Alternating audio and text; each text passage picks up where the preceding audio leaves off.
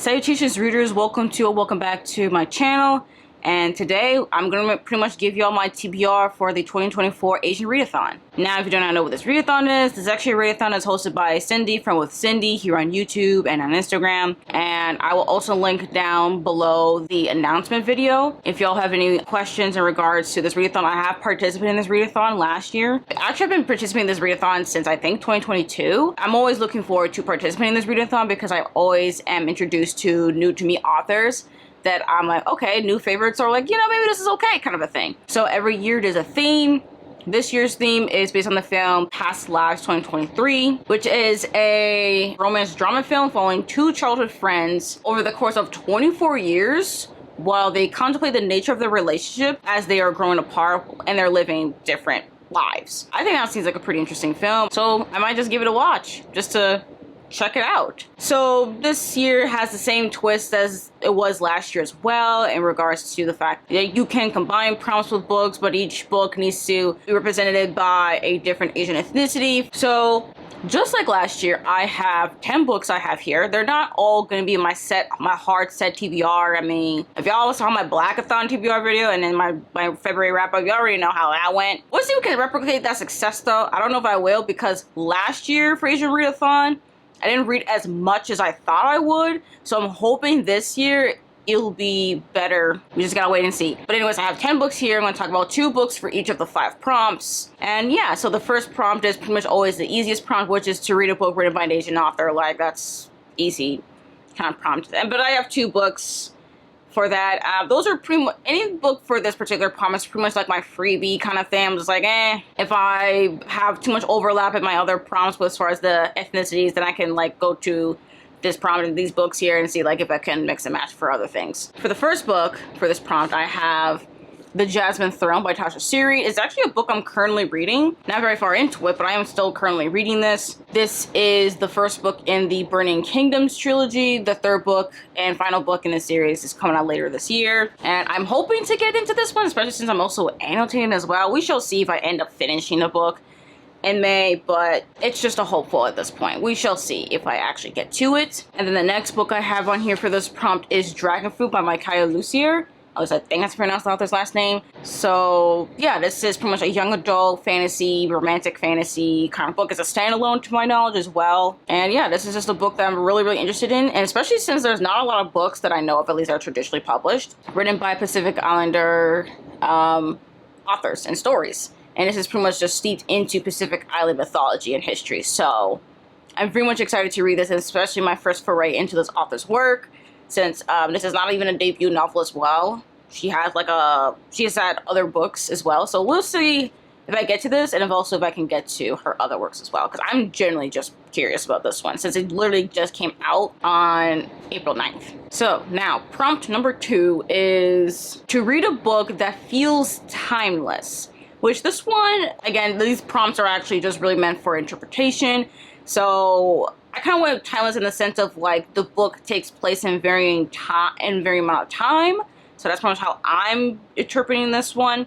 So the 2 books I have for this prompt is How High We Go in the Dark by Sequoia Nakamatsu. And all I know is it takes place at least at first in 2030. And then I think we just transcend to different kind of people kind of thing. It's a very much vignette, interconnected vignettes kind of style of a story. This was a book that I did try to read, I think it was last year, but then I stopped DNF'd it. But now I have it physically because I'm just like, you know what? This is a very unique story. I'm really genuinely interested in reading a story like this. And I've heard really good things since a lot of people loved it last year. So I'm very curious to see if I also will like it just as much. And it doesn't seem very long either, so it's like less than 300 pages. We shall see though. Again, such a mood reader, so we shall even see if I even end up finishing any of these books. But anyways, that's How High We Go in the Dark. And then this other book here is actually a new release that I'm just like, I'm so genuinely curious about this one. We shall see if this even really works for me.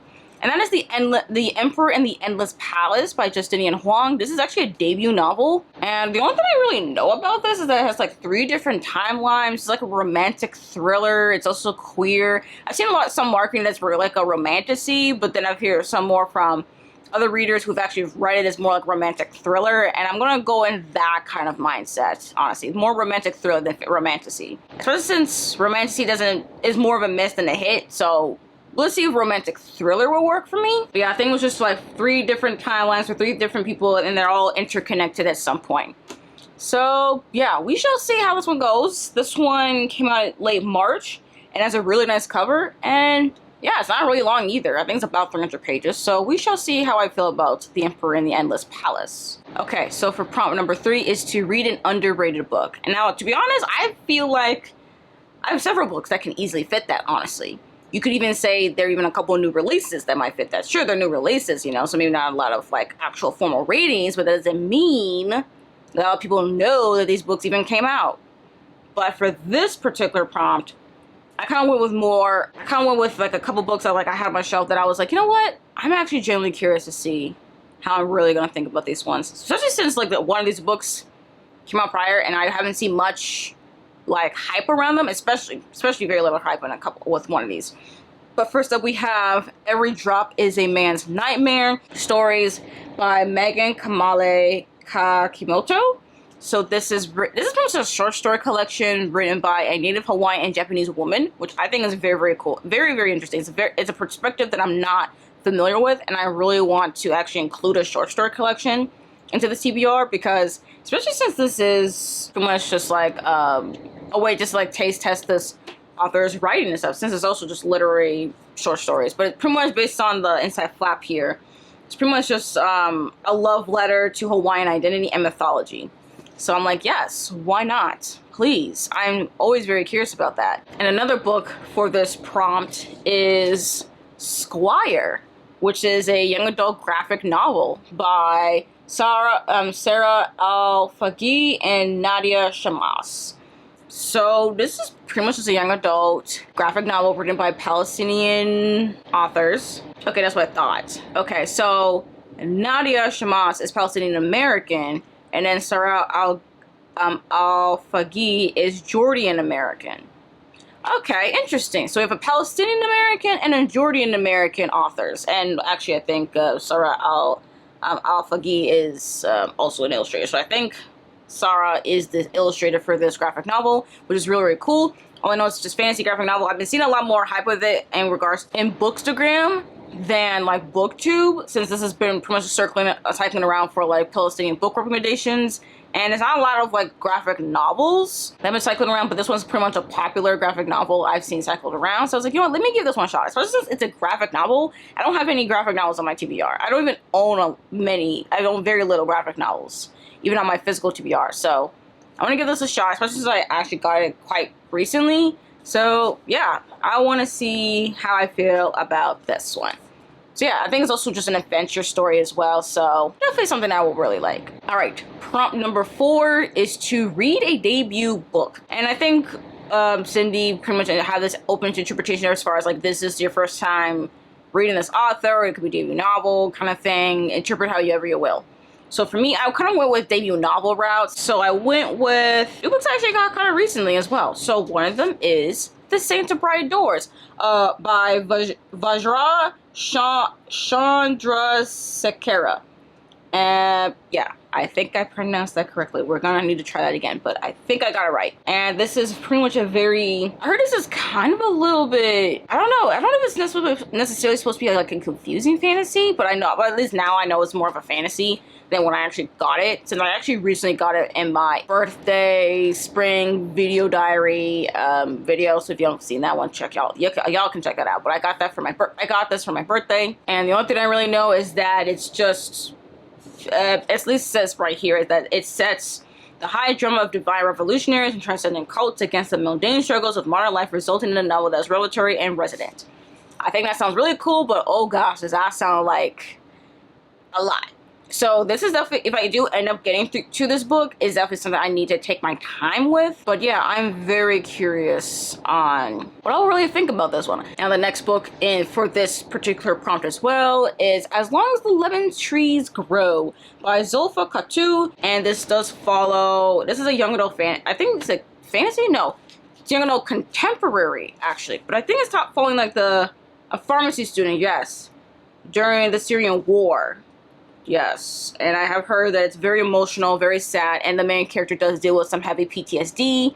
So I'm definitely going to tread with caution as far as the content warnings. I think I'm going to need to look up more content warnings for this book in particular.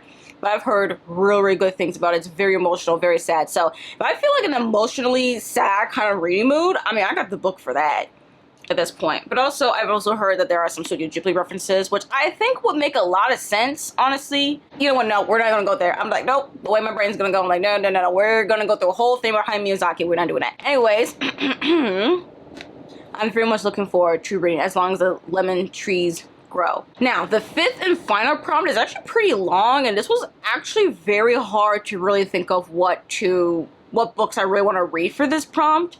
So the prompt itself is to read a book with a story, character, or world that represents what you want in your next life, which is very hard for me to think about because I'm like, I don't know what I would want in my next life. So yeah, I don't really know, honestly. But I don't know. I'm just kind of curious with these two books that I have for this prompt because I don't know yet. Maybe when I read them, it might spark something like, you know what, I would want that in my next life, but we shall see. You know, no promises here. So first up is Black Water Sister by Zen Cho. This is written by a Malaysian author. The only thing I know is that it's queer fantasy, and this follows pretty strictly with regarding the family, I think. Yeah, and I think something about ghosts and spirits. Yeah, that's it. Generally, I do not know anything else about this book besides that, and I've heard, not a lot, but I have heard some pretty decent things about it. Pretty good things, actually. Just not a lot of people have really talked about this book, at least on my corner of the internet. The bookish internet, I should say. So, I don't know. I just want to know, really, what I will think about this book. So, I have it. It's on the shelf. I want to put it on the TBR because who knows? Maybe there's something about the character, the world, I don't know, something about here that makes me want, you know what? I kind of want that in my next life. We shall see. But anyways, I'm just going to be like, it did something. I don't know yet. And last, but certainly not least for this prompt, I have Enter Ghost by Isabella Hamad. So, I also got this for my birthday as well. And the only thing I know is that this follows a British Palestinian woman who returns to Palestine after a long period of time. And she gets, I think, roped into this production of Hamlet in Palestine, and yeah, I think she's trying to reconnect to her heritage, and I think that is really, really cool. All right, so these are all the 10 books I have here that I want to read in the month of May for the Asian Readathon. Now, will I be able to read all 10 of these? I highly doubt that, honestly. But you know what? I'm gonna remain optimistic and truly believe that I'll be able to get through half of these books. You know, one for each prompt. And maybe even a little bit more. Maybe get through 7. Or maybe some other books that I didn't even put in this TBR. Because I even have more books on my shelf that I will read. And who knows, maybe something from my library maybe something will come up in my library. You never know. You never know. So, yeah, we shall see, honestly, as far as what May is gonna look like, as far as my reading mood. But anyways, that's pretty much it. That's my entire TBR. Let me know in the comments, are y'all participating in the Asian Readathon? Do y'all want to participate in the Asian Readathon? I will link down below and tag Cindy in the video description as far as the announcement video if y'all are curious about it, and also the Google Doc as well for more information if y'all are also curious about other things in regards to this Readathon and how it works every year. Now, if you made it this far into the video and want to leave me an emoji, y'all can leave me a sunflower emoji and a book stack emoji. Anyways, thank you all again for coming on to this video, and I hope to see you on my next one. Bye.